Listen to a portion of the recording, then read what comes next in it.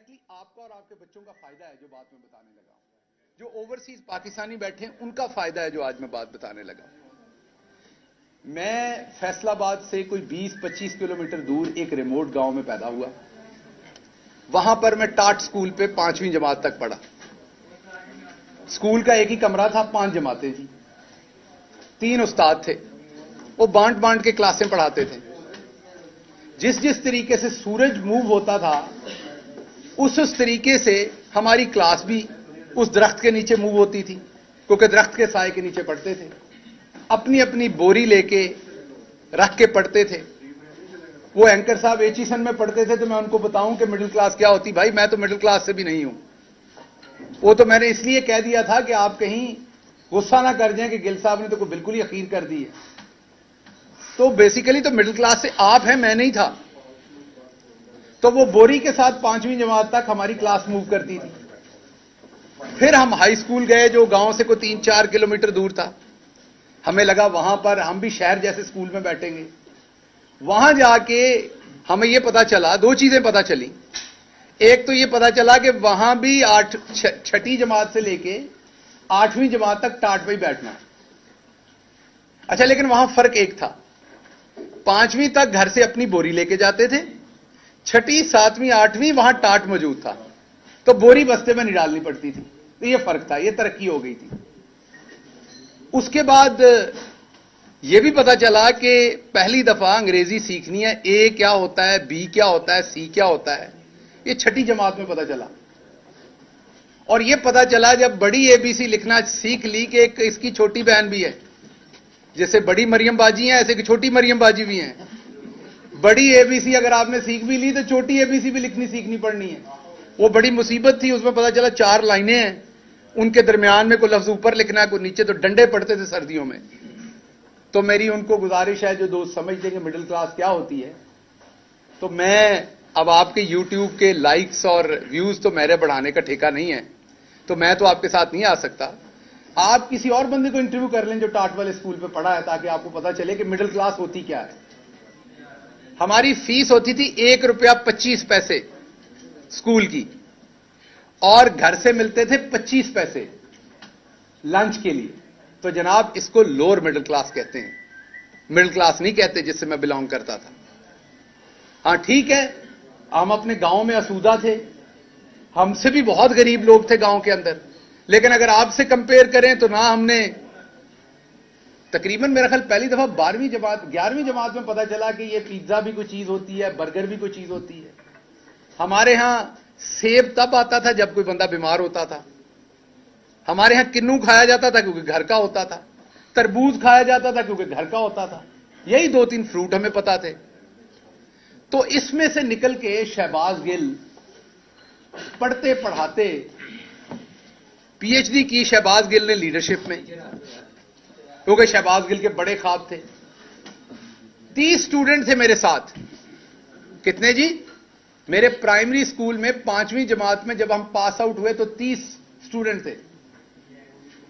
उन 30 में से एक हमारी बहादुर पाकिस्तान बहरिया के अंदर सिपाही के तौर पर 10वीं जमात के बाद दाखिल हो गया, और दूसरा शहबाज गिल। बाकी उन 30 में से किसी ने मैट्रिक पास नहीं की। तो शहबाज गिल ने बड़े ख्वाब देखे। शहबाज गिल सोचता होता था, फिल्में देखता था हॉलीवुड की कि अमेरिका की भी यूनिवर्सिटियां हैं। शहबाज गिल एक यूनिवर्सिटी में पढ़ाने गया, मैं नाम नहीं लूंगा, प्राइवेट यूनिवर्सिटी थी इस्लामाबाद की। उन्होंने मेरा इंटरव्यू लिया। इंटरव्यू में मैं नंबर 1 आया। वो अभी भी प्रोफेसर साहब हैं, एक यूनिवर्सिटी के वाइस चांसलर हैं। बाद में मेरी उनसे बड़ी दोस्ती बनी, लेकिन उनको किसी की सिफारिश थी तो उन्हें वो बंदा सिलेक्ट करना पड़ा। तो मेरा दोस्त जो मुझे साथ लेके गया था वो मुझे बाहर पूछता है कि नहीं बात बनी। मैंने कहा नहीं, यूनिवर्सिटी बहुत छोटी है, मुझे ऐसी यूनिवर्सिटी में पढ़ाना है जिसके कॉरिडोर लंबे हों ताकि मेरा कोट उड़े जब मैं उसमें चलूं। तो ये राणा साहब हाई कोर्ट में चलते हैं ना, तो इनके कोट उड़ते हैं। तो मैंने फिल्मों में देखा था कि प्रोफेसर्स के कोट होते हैं, वो पहनते हैं और वो कोट उड़ते हैं। तो वो ख्वाब देखता था मैं पीएचडी की लीडरशिप में, अपने पैसों से, किसी स्कॉलरशिप के बगैर। पोस्ट डॉक्टरेट करने के लिए हुकूमत पाकिस्तान ने स्कॉलरशिप दिया। जरदारी साहब बैठे हुए थे उस टाइम। उन्होंने कहा सलाब आ गया, पैसे खत्म हो गए, गिल साहब तो कोई पैसा नहीं देना।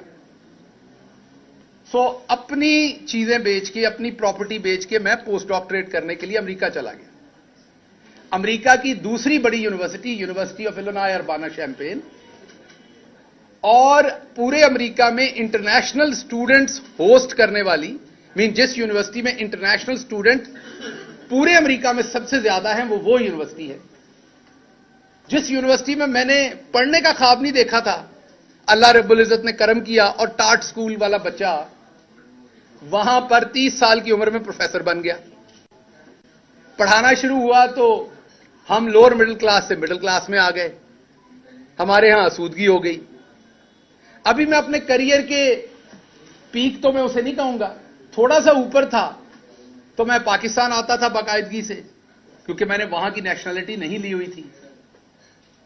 तो मेरी खान साहब से मुलाकात हुई, उन्होंने दावत दी, असद उमर साहब, खान साहब, उन्होंने दावत दी कि पाकिस्तान के लिए बड़ा जरूरी है कि पढ़े लिखे मिडिल क्लास के लोग आएं। पाकिस्तान को लूट लिया गया है यहां की अशराफिया ने। आप जैसे लोग जो अपने मसाइल से निकले हुए हैं, आपको इन मसलों का पता है। मेरे जैसा बंदा जो बस पे बैठ के कॉलेज जाता था, मैं यहां वो टिपिकल सियासतदानों वाली आपके साथ नहीं करता। सारे लोग मेरे जानने वाले, मैं आपको 10 नाम बता देता हूं जो मेरे साथ पढ़ते थे। गांव से होंडा CD70 के ऊपर बैठ के गवर्नमेंट कॉलेज फैसलाबाद आते थे, 25 किलोमीटर का सफर था। हमारे साथ, क्योंकि वो कॉलेज सबसे अच्छा था, साथ पढ़ने वाले बच्चे ज्यादातर अशराफिया के थे। और हम जब आते थे, पहला लेक्चर 8 बजे शुरू होता था, तो 1 घंटा लगता था टांगें गर्म करने में। टांगें अकड़ी होती थी जब मोटरसाइकिल से उतरते थे, खड़े नहीं हुआ जाता था सीधा। इसलिए कहता हूं कि मैं मिडिल क्लास से हूं। मैंने वो सब कुछ देखा हुआ है, सहा हुआ है, बर्दाश्त किया हुआ है। उसके बाद पार्टी में आ गए। पार्टी में पहले 3 साल तो हमारी सोशल मीडिया हमें गालियां निकालती रही, पैराशूटर पैराशूटर। 2002 से खान साहब को सपोर्ट कर रहा हूं। यूनिवर्सिटी ने पहली दफा वीलॉग करना सिखाया 2010-11 में, आपने नाम नहीं सुना होगा। स्टूडेंट्स की मदद के लिए वहां पर वीलॉग करना सिखाया कि क्लास पढ़ाने के बाद जो उनके सवाल रह जाएं वो आप वीलॉग में बताएं उन्हें। तो मुझे अभी भी याद है, मैंने अपना बोंडा से वीलॉग रिकॉर्ड कराने शुरू किए इमरान खान की मदद में। अभी भी यूट्यूब पे उस जमाने के पड़े हुए हैं। उसके बावजूद यहां आया तो पहले 3-4 साल जो हमारे सो कॉल्ड पार्टी के वारिस हैं, उन्होंने कहा जी ये तो पैराशूटर है, ये कहां से आ गया। उस नफरत को बर्दाश्त किया अंदर से। बाहर की शराफिया की तो नफरत थी। अनकन्वेंशनल था, आपके साथ भी वैसे ही डील करता था, हामिद मीर साहब के साथ भी और कामरान शाहिद के साथ भी। तो मेरे लिए आप सारे साफी थे, मैं तड़ाक करके जवाब देता था जो मुझे आता था। यही मेरी एकेडमिक लाइफ ने मुझे सिखाया था, क्योंकि अमेरिका में बच्चा आपसे खुल के सवाल करता है, आपका नाम लेके सवाल करता है। आप तैयारी करके क्लास में नहीं गए तो वो आपको उसी टाइम बता देता है। वहां आप जनाब लिहाज के चक्कर में आप गलत पढ़ा के नहीं आ सकते। आप ये नहीं कह सकते कि आज समोसे खाने का दिल है, क्लास नहीं पढ़ानी। आपको वक्त पे जाना है, पूरा काम करके वक्त पे निकलना है। मेहनत की, मां बाप की दुआएं थी, दोस्तों की दुआएं थी, आप लोगों की बहुत सारों की मेहरबानियां थी। मैं पॉलिटिकल लाइफ में आगे चलता गया, वजीर आजम के दफ्तर में पहुंच गए, वहां भी काम किया। लेकिन जहां जहां मैंने काम किया, मेरे कंधों पर 29 लोगों का वजन था हमेशा। शहबाज गिल ने इसलिए फेल नहीं होना था और ना कभी इंशाल्लाह होगा, क्योंकि वो उन 30 लोगों को रिप्रेजेंट कर रहा था university of Illinois Urbana champagne में भी, वो उन 30 लोगों को रिप्रेजेंट कर रहा था यहां चीफ मिनिस्टर ऑफिस में भी, वो उन 30 लोगों को रिप्रेजेंट कर रहा था प्राइम मिनिस्टर ऑफ पाकिस्तान के ऑफिस में भी। शहबाज गिल के कंधों के ऊपर उन 30 लोगों की ख्वाहिशें थी साथ, क्योंकि उनमें से बेचारे ज्यादातर तो उधर चारा डाल रहे हैं, उन्होंने कभी शहर नहीं देखा, उनके पांव की एड़ियां फटी हुई हैं, कभी वो वैजलीन नहीं लगा सके। मैं वो टिपिकल सियासतदानों वाली बातें नहीं कर रहा कि जी मेरे घर में ये नहीं है, मेरे इलाके में ये नहीं है। मैं जो बातें कर रहा हूं, मेरे साथ 2-4 लोग चले, मैं अपने क्लास फेलो से आपको मिलवा देता हूं। सो उन तमाम लोगों का बोझ लेके मैं खड़ा था, क्योंकि मैंने जीतना था, मैंने उनके लिए जीतना था, ताकि आगे उनके बच्चे सोचें कि इस गांव में पैदा होकर स्टार्ट स्कूल में पढ़ के आपका जहां दिल करे आप वहां पहुंच सकते हैं। और मैं पहुंचा। मैंने अमेरिका में, ये रांझा साहब बैठे हुए हैं, ये बताएंगे, अमेरिका में जाके डॉक्टर्स तो हमारे सेटल हो जाते हैं, टेक्निकल एजुकेशन, वो भी बहुत बड़ी बात है, छोटी बात नहीं है। लेकिन अमेरिका में पाकिस्तानी पढ़ा हुआ प्रोफेसर आप ढूंढ के दिखा दें मुझे। अशराफिया का बच्चा तो होगा अमेरिका की किसी यूनिवर्सिटी में पढ़ाता, किसी गरीब आदमी का बच्चा आपको एक आदमी मिलेगा अमेरिका की यूनिवर्सिटियों में, और वो भी अमेरिका की टॉप यूनिवर्सिटी के अंदर। मैंने अपने ख्वाब देखे, मैंने अपने ख्वाबों के लिए मेहनत की, मैं अपने ख्वाबों के लिए रात दिन जागा, मेरी फैमिली मेरे साथ खड़ी हुई, मैंने अपने ख्वाब जिए। उसके बाद मैंने एक और ख्वाब देखा। मैंने ख्वाब देखा कि पाकिस्तान को हमने बदलना है, मेरे जैसे लोगों को आगे आना है। हसन और हुसैन को हमारे मसले नहीं पता, वो बस की छत पर बैठ के नहीं गए कभी भी बोर्ड का एग्जाम देने के लिए। हसन और हुसैन को नहीं पता कि अगर आपका कॉलेज में मेरिट पे दाखिला नहीं हो रहा तो आपने देहाती कोटे पे कैसे दाखिला लेना है, वो मुझे पता है। सो इसलिए मुझे लगा कि मेरे जैसे बंदे को आना चाहिए। मेहरबानी इमरान खान की कि उसने मौका दिया।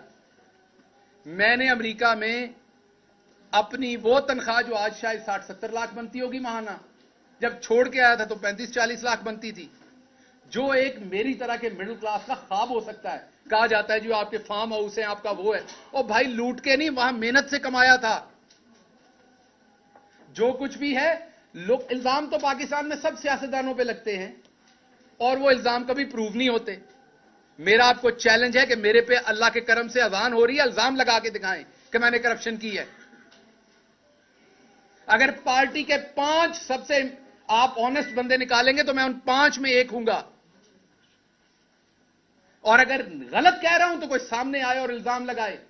पंजाब में 1 साल रहा हूं, फेडरल में मैं 3 साल रहा हूं, 2.5-3 साल। कोई एक ऑफिसर खड़ा होकर बताए मैंने एक ट्रांसफर, एक पोस्टिंग, एक सिफारिश के लिए किसी को फोन किया अपनी जात के लिए। अगर कोई बुजुर्ग आ गया है, अगर किसी के साथ जुल्म हो रहा है पुलिस की तरफ से, किसी सहाफी का मसला है, तो बिल्कुल वो रफाए आमा के लिए किया, अपनी जात, अपने रिश्तेदारों, अपने किसी अजीज का काम किया हो। मैंने तो कभी अपने किसी अजीज की इमरान खान से तस्वीर नहीं बनाई। चीफ ऑफ स्टाफ होने के बावजूद मेरे किसी दोस्त की तस्वीर दिखा दे, मेरे किसी फैमिली मेंबर की, मेरे भाई की, मेरी बीवी की, मेरे किसी इंसान की तस्वीर दिखा दे इमरान खान के साथ, मैंने एक ही चीज सीखी थी, पूरा तोलो। जब मेरे पे जिम्मेदारी थी मैंने पूरा तोला। मैंने अमेरिका में एक आर्टिकल लिखा। मेरे दादा एक अनपढ़ थे, चौधरी इस्माइल गिल। जब पाकिस्तान बना, इधर मजाक उड़ाया गया, इनकी दादी आलू पालक पका रही थी गर्मियों में। हम अमृतसर वाले हर चीज की बड़ियां बनाते हैं। सर्दी तब फ्रिजें नहीं होती थी, सर्दियों की आपकी जो सब्जियां हैं वो गर्मियों में इस्तेमाल होती, गर्मियों की सब्जियों। अब आप हमारा क्योंकि उधर बॉर्डर बंद है, हमें पता नहीं इस कल्चर का। अमृतसर से जो लोग आए वो भी घरों में बनाते हैं, तो आपको इस बात का क्या पता कि हम गर्मियों में भी साग खाते थे, हम गर्मियों में भी आलू मटर हमारे पास होते थे, क्योंकि हम उसका जैसे आप अचार बनाते इसी तरीके से वो सब्जियां भी सिक्योर हो जाती थी। बहरहाल इस बकवास में मैं क्या जाऊं, मैं वापस आता हूं कि मेरे दादा बहुत परेशान थे कि उन्होंने पाकिस्तान आना है कि नहीं। ये मैंने आर्टिकल लिखा था अमेरिका में, दोबारा पब्लिश करूंगा। ये लिखा था जब आदित्यनाथ योगी के क्या नाम है उसका, जो यूपी का चीफ मिनिस्टर बना, जब उसने कहा कि मुसलमान चले जाएं, तो मैं अमेरिका में प्रोफेसर था पाकिस्तानी, तो मैंने एक आर्टिकल लिखा था अमेरिका की अखबार में कि मेरे दादा बहुत परेशान थे कि उन्हें पाकिस्तान जाना है कि नहीं, क्योंकि सब कुछ छोड़ के जाना पड़ना था। उन्होंने फैसला लिया था और वो सारी उम्र जब तक यहां थे, जितनी देर जिंदा रहे, तो वो पूछते रहे, अनश्योर थे कि मैंने सही फैसला किया था कि नहीं। उसको देश कहते थे जब भी बात सुनाते थे। सभी के आपके बुजुर्ग जितने, वो देश कह के बातें सुनाते थे, आपको पता है। तो वो अनश्योर थे कि मुझे वहां जाना है कि नहीं जाना, छोड़ के आना चाहिए था कि नहीं। तो मैंने अमेरिका में बैठ के जवाब दिया था कि दादाजी आपका फैसला दुरुस्त था। अगर आज आप इंडिया में होते तो आपको आदित्यनाथ योगी जो है वो आपको 2-3 हजार रुपए देता, कहता टिकट पकड़ो और लाहौर जाओ। आपने अच्छा किया था, पाकिस्तान आ गए थे। वहां मुसलमानों के लिए पनाह नहीं है, घर नहीं है। लेकिन अगर मेरे दादा को यह पता होता कि मेरा पोता सारी मेहनत करके हर जगह पहुंचेगा, फिर उसे नंगा करके मारा जाएगा, तो शायद वो दोबारा सोचते कि मैंने जाना था कि नहीं। और मुझे अगर अमेरिका में यह लिखते हुए पता होता, और अगर मुझे आते हुए यहां पता होता कि मैं पाकिस्तान बदलने जा रहा हूं, आपने देखा हमारी पार्टी में, मैं अपनी पार्टी के हर शख्स का एहतराम करता हूं जो आज इमरान खान के साथ खड़ा है। इमरान खान जान की बाजी लगा रहा है इस कौम के लिए। जो उसके साथ किसी भी तरह से खड़ा है, मैं उसके पांव की धूल के बराबर भी नहीं हूं। लेकिन आपने एक सवाल पूछा अपने आप से, गिरफ्तारियां तो बहुत हुई, पर्चे भी बहुत हुए। वैसी किस्म का जो मैं बयान नहीं कर सकता यहां आपको, वो तशद्दुद सिर्फ शहबाज गिल पे, आवाज बंद सिर्फ शहबाज गिल की, 16 दिन घर वालों से, दोस्तों से, किसी से मिलने ना दिया गया, वो सिर्फ शहबाज गिल को। अदालतों में ट्रायल चल रहे, तेजी से यहां 3-3 साल फर्दे जुर्म आयद नहीं हुई। मेरे पे 2 महीने के अंदर फर्दे जुर्म आयद करनी, जिसमें सजाए मौत है, जिसमें उम्र कैद है। क्यों? क्योंकि मैं उस इस्माइल गिल का पोतरा हूं जो लोअर मिडिल क्लास से था, अनपढ़ था, वहां से उठ के यहां आ गया था। उसकी यह गलती थी। हिंदुस्तान के अंदर यही 124A जो दफा है, इसके ऊपर लोगों के ऊपर मुकदमात किए गए और सबसे ज्यादा मुसलमानों को गद्दारी के जुर्म में जेलों में डाला गया। हिंदुस्तान की सुप्रीम कोर्ट ने आखिर तंग आके इस कानून को अंग्रेजों का काला कानून कह के बंद कर दिया।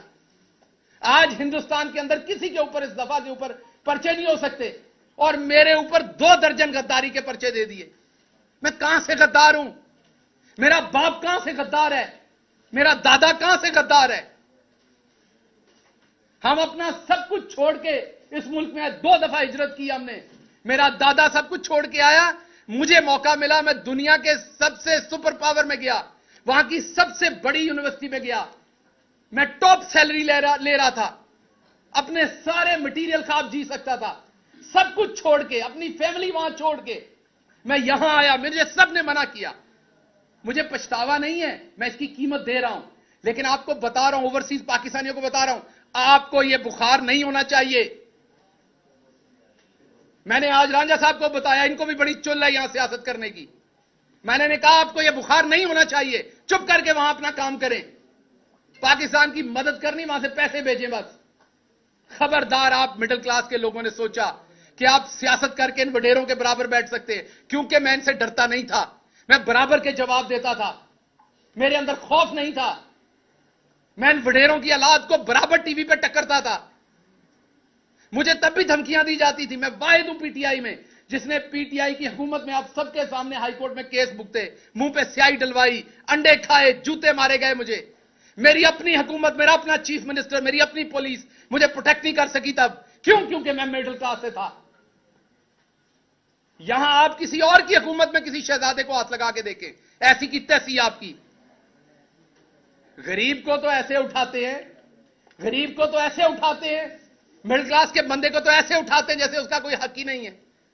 एफआईआर देते हैं, मैं देखता हूं उसमें जो दफात लगी हुई हैं, इतनी तो जमातें नहीं मैंने पढ़ी सारी जिंदगी में जितनी आपने दफात लगा दी मेरे ऊपर। और मेरे बयानों को अपनी मर्जी से तोड़ मरोड़ कर पेश किया। आप कहते मैंने ये गुनाह नहीं किया, नहीं आपने किया है। जबरदस्ती है आपके ऊपर कि आपने किया है गुनाह। अब क्या हो रहा है? छुपा के एफआईआर दी जा रही है। अगर मैं पॉइंट आउट करता हूं, कहते पार्टी छोड़ रहा है। लोग अपने अपने वीलॉग्स के व्यूज बढ़ाने के लिए शहबाज गिल पार्टी छोड़ने की सोच रहा है। शहबाज गिल ने अपना सब कुछ जला दिया इस मुल्क के लिए। इमरान खान के साथ अभी भी खड़ा है, पार्टी छोड़ने के लिए खड़ा है। सो इसलिए मैं आज की प्रेस कॉन्फ्रेंस में जो सबसे इंपॉर्टेंट बात आपसे करने जा रहा था, वो अब करने जा रहा हूं। मेरे ऊपर एक बलूचिस्तान में एफआईआर दी गई, जिसको हमने वहां पर वुकला हायर किए। आम बंदे के लिए आम बात है। अमीर आदमी के घर में कोई बीमार हो जाए ना, आम बात है। ड्राइवर होता है, मैनेजर होता है, हॉस्पिटल फोन हो जाता है, वहां सब कुछ तैयार हो जाता है। ये पीछे असलम साहब खड़े हैं, इनसे पूछें हमारे जैसे फैमिलियों में जब कोई बीमार होता है तो क्या होता है। पहला फिक्र पैंदी है पैसे कितों ले आने ने। चलें ठीक है, मैं आप लोगों में से आसूदा हो गया अमेरिका जाने में, लेकिन जानता तो हूं ना ये सारे मसले। इसी तरह जब केस बनता है ना गरीब आदमी पे, मिडिल क्लास पे, तो उसको पता होता है मैंने उस अदालत में पहुंचना कैसे, मैंने वकील कहां से करना है, मैंने इस मुकदमे को कैसे लड़ना है। क्योंकि आपका वो अशराफिया का नेटवर्क नहीं है जिसने आपको परों में छुपा लेना है। बलूचिस्तान में केस हुआ, बलूचिस्तान की हाई कोर्ट में गए, बलूचिस्तान के जज साहब ऑर्डर कर रहे हैं कि अगर कोई और एफआईआर है शहबाज गिल पे तो वो ले आओ।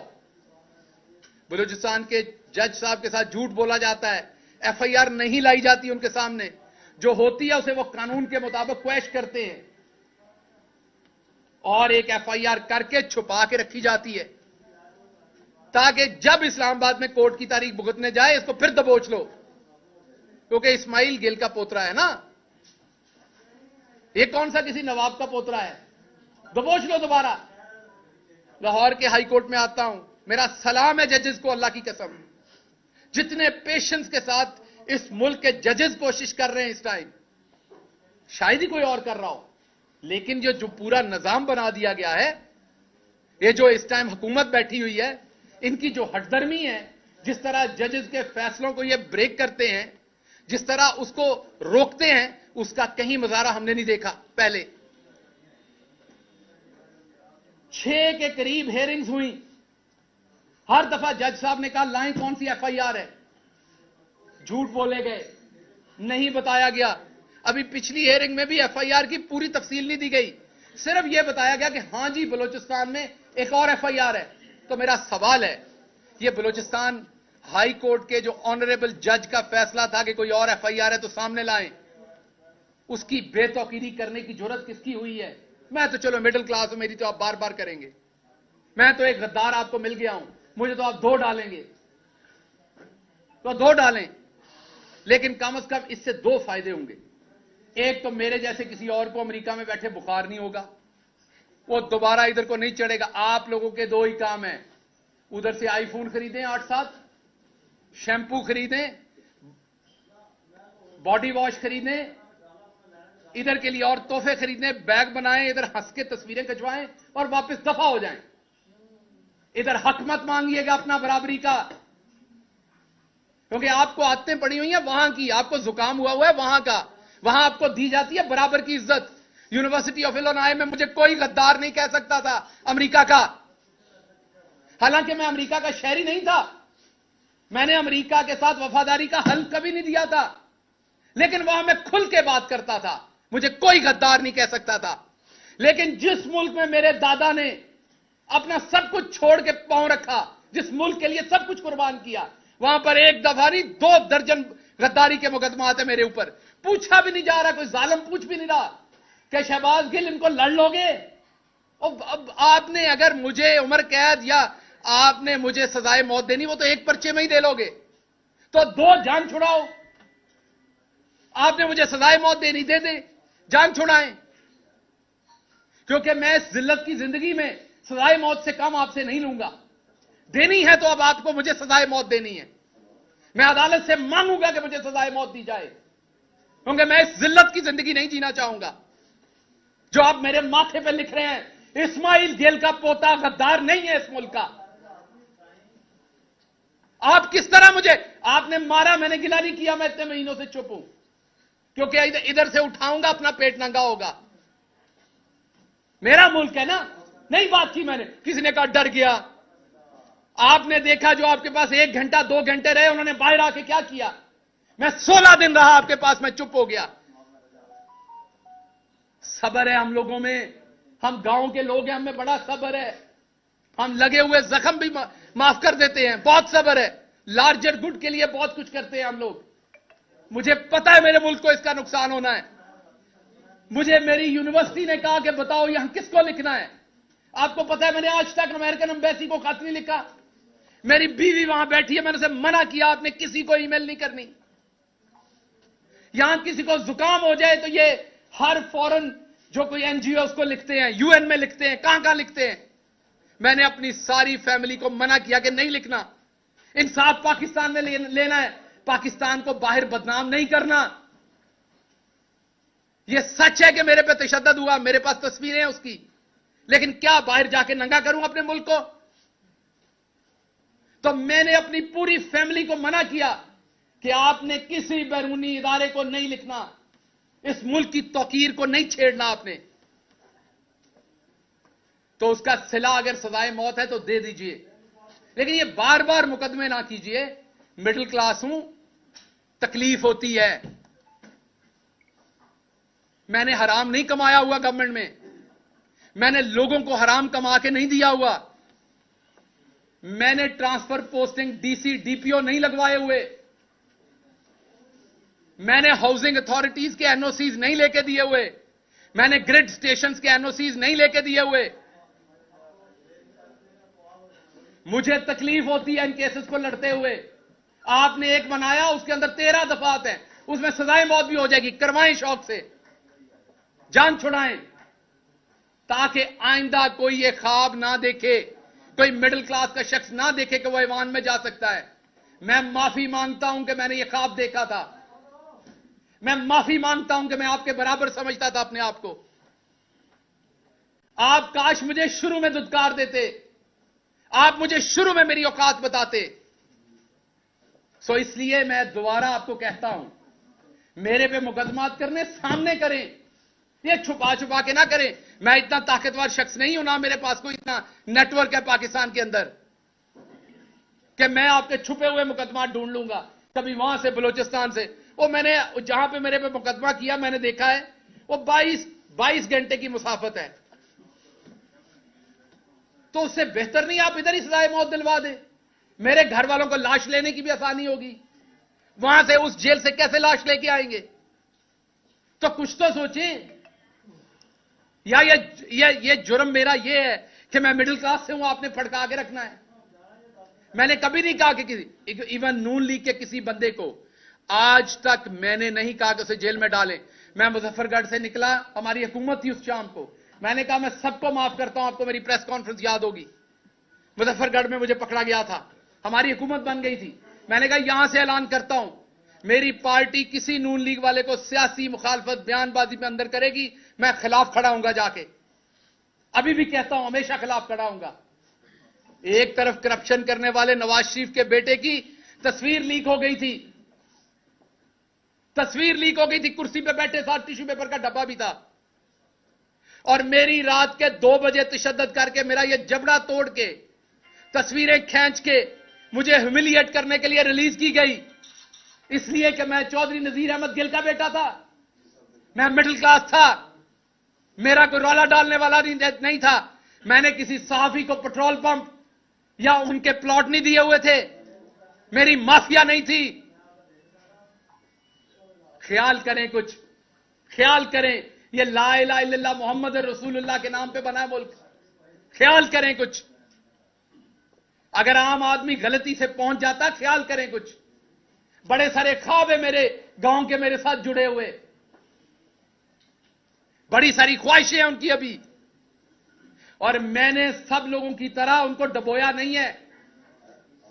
आपने मुझे 16 दिन रखा, आप मुझे दोबारा 16 दिन रखें, मेरे पे एक छींटा करप्शन का निकाल के दिखाएं। पाकिस्तान में आज करप्शन करना नॉर्मल है। मेरी फैमिली ने एक दफा 2000 रुपए का पेट्रोल, सरकारी गाड़ी का 2000 रुपए का पेट्रोल जो है वो प्राइवेट गाड़ी में डाल दिया। मैंने अपनी फैमिली से लड़ाई की, मैंने वो 2000 का पेट्रोल उसी टाइम कैश के साथ सरकारी गाड़ी में डाला। मैंने इबादत समझ के ये काम किया है। सो इसलिए या तो मुझे सजाए मौत दें, ये वाले काम मेरे साथ ना करें। हर दूसरे दिन है आप मेरे पे एफआईआर दे देते हैं। मैं राणा सनाउल्लाह साहब उसके बाद कहते हैं कि जी भुगते हैं जी, इनके रोने निकल गए। मैं मास्क मांग रहा था, मैं रो नहीं रहा था। आपका सांस बंद होगा तो आपके मुंह से भी निकलेगी वो चीज। मेरा सांस बंद था। मैं चुप इसलिए हूं कि मैं बोलूंगा तो उसमें बेतौकीरी है। मैं बुजदिली से चुप नहीं हूं, मैं बेतौकीरी से चुप हूं। गुस्सा है अभी मेरे अंदर, मैं किसी अपने के बारे में कुछ गलत ना कह दूं, क्योंकि मैं गलत, आप अपना आपके साथ गलत भी करता है ना, तो आप गलत वापस नहीं कह सकते। जिससे आपने सारी जिंदगी प्यार किया हो ना, आपके साथ वो ज्यादती भी कर जाए तो आप वापस गलत नहीं कहते। मुझे अदराक है कि मेरे मुंह से कुछ गलत नहीं निकलना चाहिए, वरना इससे ज्यादा मेरे साथ और क्या होना है। जो हो चुका है, जो हो रहा है, मेरी आपने पूरी जिंदगी पिछले 6 महीने में तबाह करके रख दी। आप यहां तक नहीं रुके कि आपने मेरी बीवी पे झूठे केसेस बना दिए। मेरी बीवी जो कि एक प्रोफेसर है, पढ़ाती है, वहां पे पढ़ती है, पीएचडी कर रही है, आपने उसमें झूठे केसेस बना दिए ताकि वो पाकिस्तान आ सके। मुझे आपने ईसीएल पे डाल दिया ताकि मैं अपनी फैमिली से ना मिल सकूं। सब कबूल है, गद्दार मत कहिए, गद्दार नहीं हूं मैं। और जो करना है वो एक एफआईआर में कर लीजिए, आपके हाथ में है। और मैं आपको बता दूं, मुझे किसी ने नहीं बचाना, मुझे यह भी बताया। अगर फांसी आपने देने का सोच लिया तो लगनी है, मैं हाजिर हूं, क्योंकि मैं बच नहीं सकता। तो मैं अब और क्या सोचूं, तो मैं हाजिर हूं, अब कर लीजिए। अगर जिंदगी इतनी लिखी तो ऐसे सही। लेकिन आपको पता है कि जिस दिन सजाए मौत दी जाती है उस दिन भी नहला के धुला के दी जाती है, उस दिन भी आपको खाना खिलाया जाता है, आपकी किसी सूरत तजलील नहीं की जाती। ये तजलील ना करें कि मुझे पता ही नहीं होता एफआईआर कहां है। मैं हर रोज नई एफआईआर ढूंढ रहा हूं, अदालतों के चक्कर लगा रहा हूं, जी बता दे मेरी एफआईआर कहां है। और आवाज बुलंद करता हूं कि पार्टी के लोग मुकदमे नहीं करते, कहते हैं जी पार्टी पे तनकीद कर रहा है। और भाई मैं बता रहा हूं, मैं असद उमर को देखता हूं, वो हर अदालत की पेशी पे खुद पहुंचे होते हैं। हक किनका लड़ रहे हैं? पंजाब के एमपीएस का, कि जल्दी इलेक्शन हो। और वहां 3 एमपीएस होते हैं, बाकी कोई नहीं होता। तो क्या यह गलत बात है अगर मैं करता हूं तो इसलिए आपके कोई सवालात हैं तो मैं उनका जवाब दूंगा। मैं सिर्फ यह चाहता हूं कि आपने जिस तरीके से फवाद चौधरी के केस में 4 दफा हाईकोर्ट के जज की बेतौकीरी की, इंडियन सुप्रीम कोर्ट फैसला दे चुकी है 124A पे। बंदयाल साहब, अब शान है पंजाब की, पाकिस्तान की, बड़ी बड़ी आपसे तौक़ात है। दुनिया की बेस्ट यूनिवर्सिटी से पढ़े हुए हैं। Please move your pen. अगर आप अभी जस्टिस नहीं करेंगे ऑनरेबल जज साहब, तो कब करेंगे? अगर इंडियन सुप्रीम कोर्ट हटा सकती है, अंग्रेज जो हमारे ऊपर गासिब था, हम जिसके गुलाम थे, वो कहता था इस केस में आप गद्दार हैं, अब तो ये हमारा अपना मुल्क है, अब हम गद्दार कैसे हो गए? या फिर बता दीजिए कि ये अभी भी सिर्फ अशराफिया का मुल्क है, मिडिल क्लास गांव के लोग अभी भी यहां गद्दार हो सकते हैं। बताएंगे किसी एक शहजादे को आपने गद्दार कहा हो? बताएंगे किसी एक शहजादे पे आपने चला होगा तो हबीब जालिब पे चला होगा, चला होगा तो फैज पे चला होगा। मिडिल क्लास के लोगों को ही गद्दार कहा गया, उन्हीं पे केसेस चले। तो इसलिए मेहरबानी कीजिए चीफ जस्टिस साहब, आपकी खामोशी भी अब तकलीफ देती है। मेहरबानी कीजिए, पाकिस्तानी आपकी तरफ देख रहे हैं। पूरे एहतराम से मैं कह रहा हूं, मैं पूरे एहतराम से जजेस को कह रहा हूं कि आपकी तरफ देख रहे हैं। मैं आपसे यह भी वादा करता हूं, कोई आया तो मैं उसे एयरपोर्ट पे खुद रोकूंगा। मैं आप किसी ओवरसीज पाकिस्तानी को सियासत में नहीं आने दूंगा जो ईमानदारी से सियासत करना चाहता है। हां, वो वाले तो आएंगे जो आते हैं, वजीर आजम बनते हैं, काम पूरा करते हैं, बक्सा उठा के वापस चले जाते हैं। कोई हमारी तरह का आने लगेगा ना मिडिल क्लास, तो मैं उसे कहूंगा नहीं आना। मुझे यह समझ आ गई है कि हमारी ये औकात नहीं है। मुझे अच्छी तरह से समझ आ गई कि हम इस चीज के लिए नहीं बने। मुझे यह भी अच्छी तरह समझ आ गई, इवन यहां बैठे भाइयों ने भी अभी मेरे कपड़े उतारने हैं, शहजादों के नहीं उतरने। शहजादों से सवाल नहीं, ऊंची आवाज में सवाल नहीं हो सकता। यहां पे बैठे भाइयों ने भी, डॉक्टर साहब आप तब ये किया करते थे, आप अपनी हुकूमत में ये किया करते थे, आपको तब शर्म नहीं आती थी, आपको तब ख्याल नहीं आता था। क्योंकि आपको भी पता है आगे मिडिल क्लास बैठा हुआ है। सो ये हमने पूरा माशरा जानवरों का माशरा बना दिया है। इवन जंगल में भी हकूक होते हैं, हमने जंगल से भी ऊपर काम कर दिया है। मैं नहीं बोलना चाहता, इसलिए खुदारा दोबारा सोचिए। हम इस मुल्क के शहरी हैं, हम इस मुल्क से मोहब्बत करते हैं। इस मुल्क के अदलिया हो, कोई भी इदारा हो, हर इदारे का एहतराम करते हैं, मोहब्बत करते हैं। पॉलिटिकल डिफरेंसेस हो सकते हैं, इसलिए इनको पॉलिटिकल डिफरेंस रहने दीजिए, इस हद तक ना जाइए। हमने नवाज शरीफ की तरह करप्शन नहीं की हुई, हमने पैसा नहीं बनाया हुआ। हम पे 1-2 केस बनाए, उसमें मैंने बार बार कहा सजाए मौत करा दें। इतनी लंबी चौड़ी ये कोई, आपने तो इतनी तो रेस्टोरेंट के अंदर डिशेस का मेन्यू नहीं होता जितनी एफआईआर दे मारी हैं। एक मिडिल क्लास बंदा किधर से उनको पकड़े, किधर से पूरा करे? कोई सवाल जी? डॉक्टर साहब ये फरमाइएगा कि पहली बात तो ये है डॉक्टर साहब कि जितने भी हमारे सहाफी हैं, जो कुर्सी पे होता है हम सवाल करते हैं। नहीं हाजिर हूं। हाँ, और सख्त सवाल भी करते मैं माजरत अगर मेरी कोई बात आपको बुरी लगी। बात नहीं, हमें ये नहीं है, और ऐसा नहीं है कि हम किसी पे ऐसे कर रहे हो, ये गलत बात है, ऐसा नहीं है। और एक सवाल ये है कि आपकी चेयरमैन तहरीक इंसाफ इमरान खान साहब के साथ मुलाकात हुई थी कुछ दिन कबल। ये फरमाइए, जो आप थोड़ा सा ऐसा लग रहा है जैसे आप गिला कर रहे हैं पार्टी के कि वो लोग नहीं आ रहे हैं या रास्ते में नहीं है, ऐसा शायद महसूस हो रहा है हमें। क्या खान साहब ने क्या कहा आपके हवाले से ओवरऑल और आइंदा का लाहे अमल जो है पार्टी की सतह पे आपके हवाले से? देखिए, दो चीजें जहन में रखिए। आपको दो मेरे केसेस के बारे में ये बात हुई। जो मैं बाहर बात करता हूं वो मुझे तकलीफ होती है देख के। वो कोई खान साहब से मुलाकात से रिलेटेड वो बात नहीं है। मुझे बताइए ना, असद उमर साहब इस्लामाबाद से लाहौर आते हैं, साहब से मुलाकात से रिलेटेड वो बात नहीं है। मुझे बताइए ना, असद उमर साहब इस्लामाबाद से लाहौर आते हैं, उनके साथ 3-4 वहां पर लोग यहां से लाहौर से उठ के जाते हैं या पंजाब से उठ के जाते हैं, बाकी क्यों नहीं जाते? कौन कहेगा पार्टी में ये? कौन झंझोड़ेगा इन्हें? तो झंझोड़ता हूं तो क्या गिला? नहीं, मेरा हक है। चले मेरे केस में तो वो ले लेंगे, इंडिविजुअल है, मेरा फायदा होना है अगर मैं बच गया उसमें से, तो वो तो केस सबका है ना। तो इसलिए बात कर रहा हूं, बिल्कुल इसका किसी और वजह से, और बात करता रहूंगा मैं, क्योंकि यही हमारे लीडर ने सिखाया कि बात करें, बात करता रहूंगा। लेकिन जो फैसल वाडा साहब या दूसरे लोग हैं वो अशराफियां हैं, उनकी और बात होती है, उनकी बातों में और बातें होती हैं, उनकी बातों के अंदर wheels with in the wheels होते हैं। हमारी जो बात है वो सीधी है, इतनी सी बात है जो कर दी है और इतनी ही है। पार्टी में था, हूं, रहूंगा, पार्टी के डिसिप्लिन का पाबंद हूं। आपकी तरफ आता है, ये बताइएगा कि जो गिला आप कर रहे हैं, ये जब आप भी पेशी पे जाते हैं तो आपके साथ भी कोई रहनुमा या एमपी? इसका मैंने जवाब दे दिया, आगे चले। इसमें कोई इंपॉर्टेंट बात नहीं, इसमें कोई मसाला नहीं निकलना। सिर्फ मैं अपने मेंबरान को कह रहा हूं, मैं बताता हूं, ये सिर्फ मेंबरान अपने को बता रहा हूं कि पूरी एफर्ट करें। अकेले खान ने आपका ठेका नहीं लिया हुआ सारी एफर्ट करने का, आप सबको एफर्ट करनी पड़नी। अकेले खान ने सारा वजन नहीं उठाया। एक आपने ट्वीट किया, ट्वीट के अंदर आपने कहा वही वर्ड दोहराए जो कि फैसल वावडा जो है मुख्तलिफ प्रोग्राम्स में बैठ के दोहराते हैं कि आप तीनों के सांप। वो कौन है आप तीनों के सांप जो खान साहब के इर्द गिर्द हैं? इधर भी होंगे 4-5, हर जगह ही होते हैं, कोई परेशानी नहीं लेते उस पर।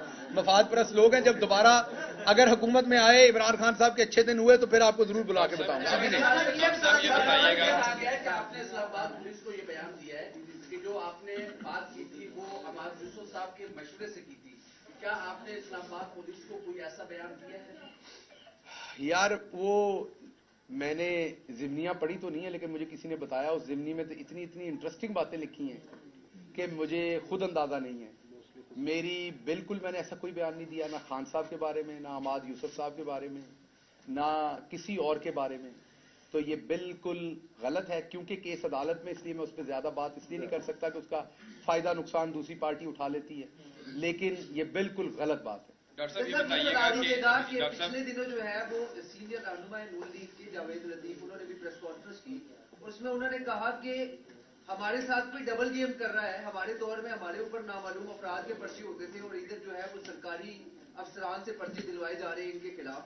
तो ये नामालूम वाला मामला, आपसे एक बार ऑफ रिकॉर्ड भी बात हुई थी 90-4 में, वहां भी आपने कहा था कि ये मामलात अब खत्म होने वाले हैं। तो क्या ये खत्म हो जाएंगे नामालूम वाले मामलात या ऐसे ही चलते रहेंगे? अगली दफा जब जावेद लतीफ की प्रेस कॉन्फ्रेंस हो, आपने बिल्कुल छुट्टी नहीं करनी और उनसे ये सवाल जरूर पूछना है। डॉक्टर साहब ये बताइएगा, डॉक्टर साहब ये आपने कहा है कि जो बैरून मुल्क लोग हैं वो पाकिस्तान ना आए, सियासत में हिस्सा ना लें। वैसे आए, मिलने आए, पाकिस्तान पैसे भेजें, सब कुछ करें, सियासत ना करें। आप खुद भी मिडिल क्लास के हैं, तो इसका मतलब आप तो सियासत करें या सियासत को खैर बात कह रहे हैं? भाई साहब, मैं खैर बात नहीं कह रहा, पर मैं जो कुछ साड़ छड़िया है सारे ने साड़ना है। मैं नहीं चाहूंगा कोई और जलाए सब कुछ। ये मैं नहीं चाहूंगा, वो इसकी कीमत बहुत बड़ी अदा की है मैंने, सब देंगे वो कीमत। डॉक्टर साहब ये बताएं जी असद साहब को, मैं आपकी तरफ आ रहा हूं। इमरान खान से आपकी मुलाकात हुई, उस मुलाकात में आपके केसेस के हवाले से उन्होंने क्या इंस्ट्रक्शन दी थी या पार्टी अहदेदारों को क्या इंस्ट्रक्शन दी थी, नंबर 1। और नंबर 2, हम आपके साथ हैं हमेशा, तहरीक इंसाफ के जो बीट रिपोर्टर हैं वो बड़ा, आप लोग भाइयों की तरह हमेशा, मैं उसका बहुत शुक्रगुजार हूं। दूसरा ये बताइएगा कि क्या आप जो है वो आइंदा का आपका लाहेमल क्या है? केसेस आपके साथ चल रहे हैं, पार्टी के लोग कुछ नहीं खड़े हुए साथ आपके, लेकिन आइंदा का क्या आप अगर खान साहब कहें तो पार्टी के लिए अपनी खिदमत जो है वो कंटिन्यू रखेंगे या इसे फिलहाल सेट असाइड कर रहे हैं? देखिए, इसका जवाब मैं बार बार दे चुका हूं। इसका जवाब एक ही है, मैं पार्टी के साथ हूं, पार्टी के साथ रहूंगा। एतराज में करूंगा, पहले भी करता था, अभी भी करता हूं। पहले कौन सा मैं नहीं करता था, पहले भी मेरी बातें आती थी, पहले भी करता था, अब भी करता हूं। ये इमरान खान से सीखी है बात। उन्होंने सिखाई, हमेशा अप्रिशिएट किया। सच बोले, इमरान खान का सिपाही था, इमरान खान के नजरिए पे आया था। कोई ओहदा मिले ना मिले, किसी जगह पे काम कर रहा हूं ना करूं, अगले सवालों का जवाब दे रहा हूं ताकि मुस्तकबिल का भी, अगर सजाए मौत ना हुआ, जीता रहा तो उनके साथ सियासत करूंगा, फड़का दिया गया तो फिर अल्लाह की। अच्छा डॉक्टर साहब ये बताएं कि अभी सारा कुछ जो कुछ आपके साथ हुआ है, ओवरसीज आप आए हैं, वो भी आपने बताया। ये बताएं कि अभी कुछ आपने ये भी जिक्र किया कि ना तो मैंने एनओसी दिलवाए हैं, ना ही मैंने कोई ट्रांसफर पोस्टिंग करवाई है। ये सीधा साधा एक चार्जशीट है जो आप अपने लोगों की तरफ ही। अपने लोगों पे नहीं, मैं ऐसा शराफिया पे लगा रहा हूं, जो हर हुकूमत में हर जगह पे व्हीलर एंड डीलर होते हैं उनकी बात, या किसी वजीर मशीर की या किसी में मेंबर की जरूरत, सब कुछ होता है यहाँ, आप सबको पता है। अच्छा ये मेरा सवाल तो भी कंटिन्यू कर रहे हैं। अगला सवाल। हम सब कहते थे कि जब खत्म हुआ तो शहबाज गिल साहब पहले इंसान होंगे जो टिकट लेंगे और वापस चले जाएंगे, लेकिन हमारे सबके वो आइडियाज गलत साबित हुए। क्या अब आप स्टैंड कर रहे हैं कि आपने इस लड़ाई में उतर चुके हैं, ये लड़ाई एंड तक लड़नी है, और क्या इस लड़ाई में आपको इमरान खान साहब की हिमायत हासिल है? इस सवाल का जवाब 4 दफा दे चुका हूं, पता नहीं किस गलती सकता है। 4 दफा 4 लोग ये सवाल पूछ चुके हैं, मैं जवाब दे चुका। जो कुछ भी हो जाए, कभी इमरान खान के खिलाफ मेरे मुंह से बात नहीं निकलनी, जिधर से घुमा के भी सवाल हो, पार्टी के खिलाफ नहीं निकलनी। जो मफाद परस्त हैं हर जगह होते हैं, यहाँ भी है, पार्टी में भी होते हैं, यूनिवर्सिटी में होते हैं, हर जगह पे होते हैं, वो उनका करें। जब मेरे और पार्टी के फायदे में होगा तब जरूर नाम लेंगे। आपने प्रेस कॉन्फ्रेंस वाइंड अप करते हुए ये कहा कि जिनके साथ प्यार मोहब्बत होती है फिर उनका नाम नहीं लेते, जिक्र नहीं करते, उनके बारे में सवाया कलमात ही कहते हैं, खैर के कलमात। जनरल बाजवा आपके साथ 5.5 साल मिला, तो आपको नहीं लगता इमरान खान साहब को सवाया कलमात ही निकालनी चाहिए और आप ही हाथ होला रख देते, तो आज ये नाम आप अभी इमरान खान साहब से मिलके आए थे, मुझे बड़ा अफसोस हुआ कि आपने ये सवाल उनसे नहीं पूछा। अगली बार जाएं तो जरूर पूछिएगा। बहुत शुक्रिया।